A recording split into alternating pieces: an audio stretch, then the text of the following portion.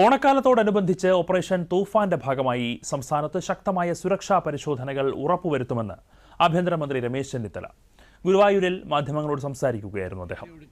ഓണക്കാലത്ത് മയക്കുമരുന്നും കഞ്ചാവും ഒഴുക്കാൻ ഒരു തരത്തിലും അനുവദിക്കില്ല എന്നാണ് സർക്കാരിന്റെ കർശന നിലപാട്. ലഹരി വസ്തുക്കളുടെ വിപണനവും കടത്തും തടയുന്നതിനായി ആവിഷ്കരിച്ച തൂഫാൻ പദ്ധതിയുടെ ഭാഗമായി സംസ്ഥാനത്ത് കൂടുതൽ കേസുകൾ രജിസ്റ്റർ ചെയ്തു വരികയാണെന്നും അദ്ദേഹം പറഞ്ഞു.